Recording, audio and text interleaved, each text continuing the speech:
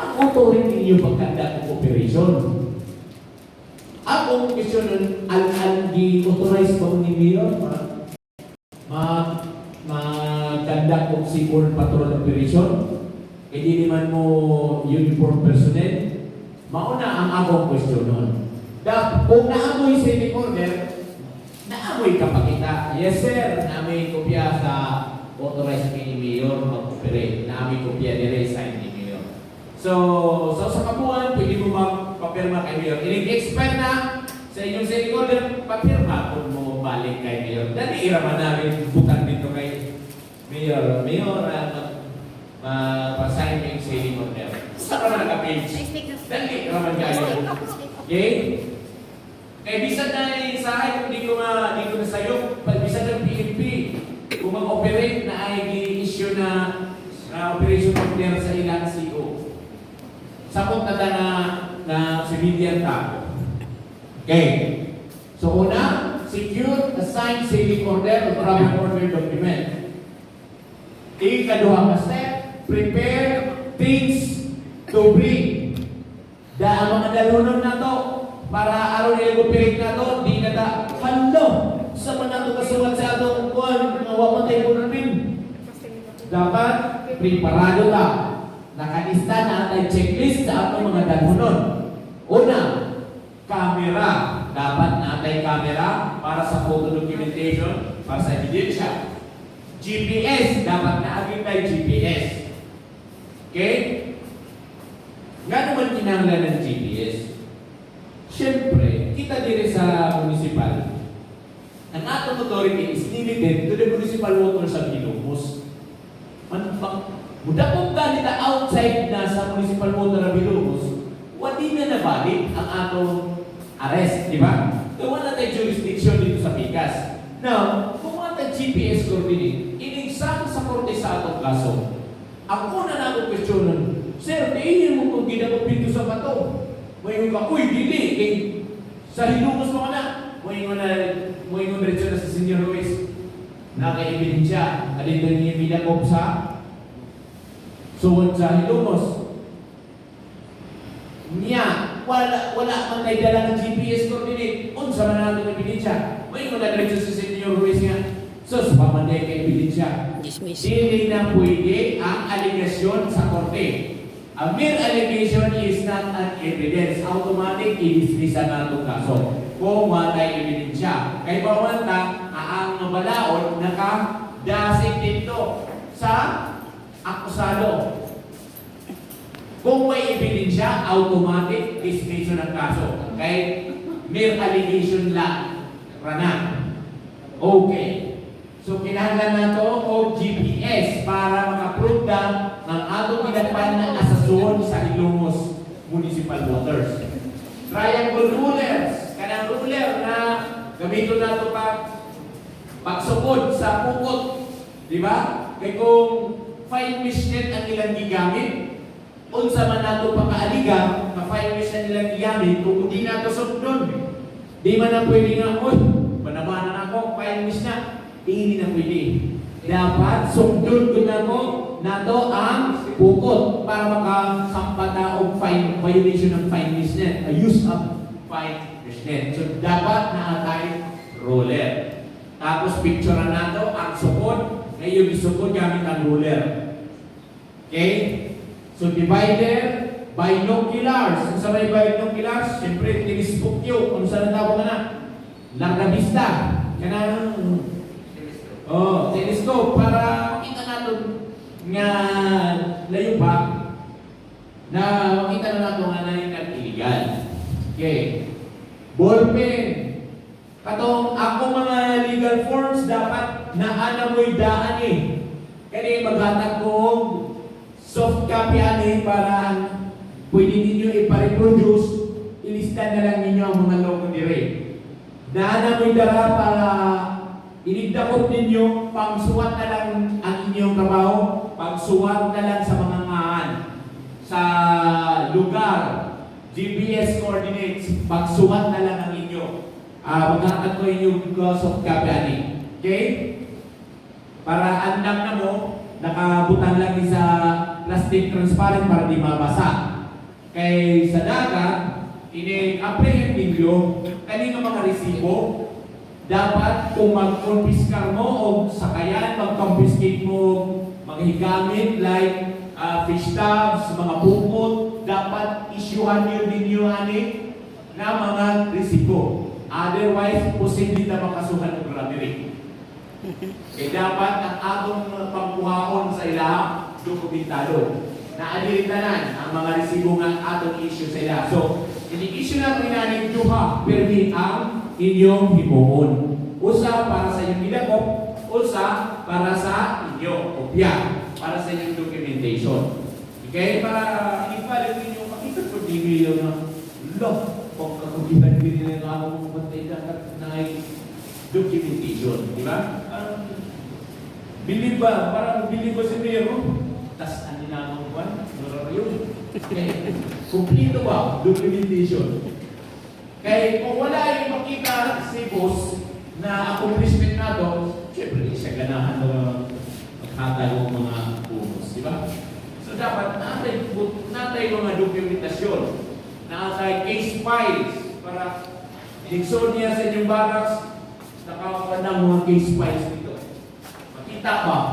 Dapat from this moment, henceforth, dapat sa inyong mga operation, isang buhay na ko, naamoy yun ba na-accomplish ng mga documentation sa inyong accomplishment report.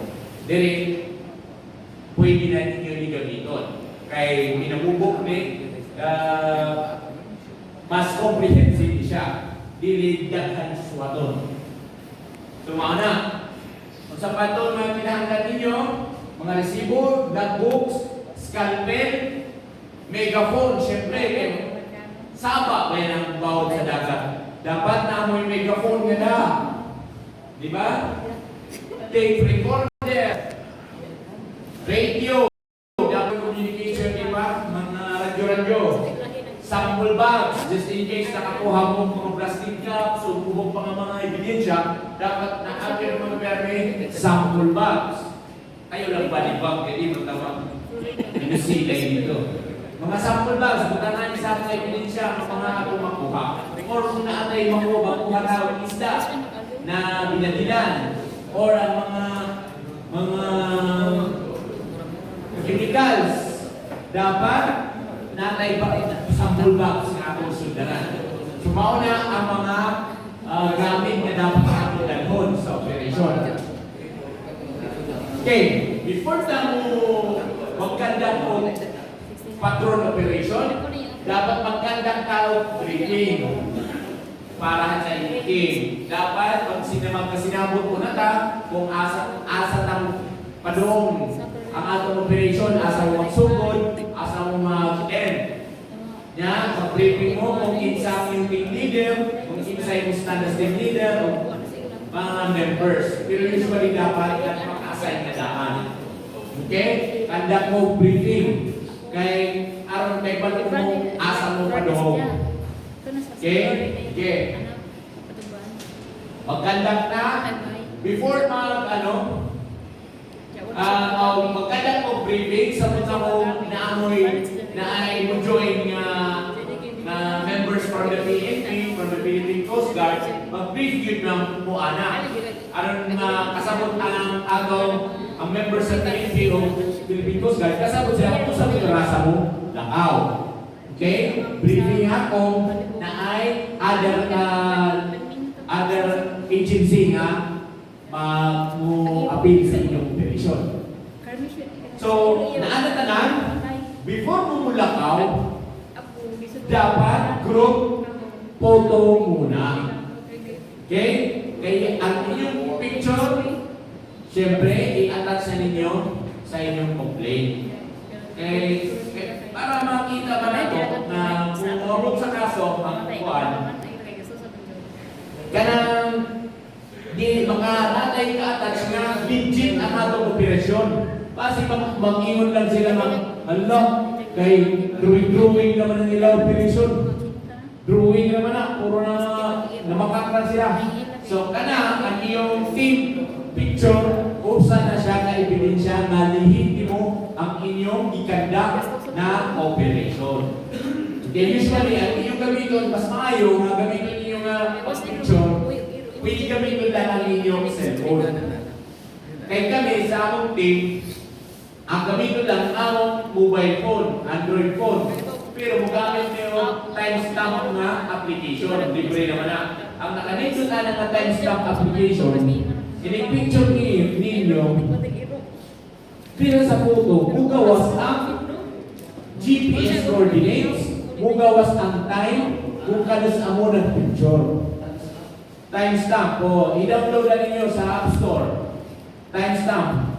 Pag picture ninyo, mugawas ang GPS coordinates. So, kung mag-picture mo dito sa dagat, automatic ang inyong mga pictures na ikuha na ay GPS coordinates, na ay oras kung ano sa inyong ikuha. Okay, so mauna ang yung gamiton. So again, before mo mulakaw, ang team picture mo na para sa attachment. Siyempre, in December, gihapon, submission sa akong placement report, ako yung mga picture na ika-plus dito. Di ba? Nanimilihan na aming documentation sa among operation. Okay? Okay.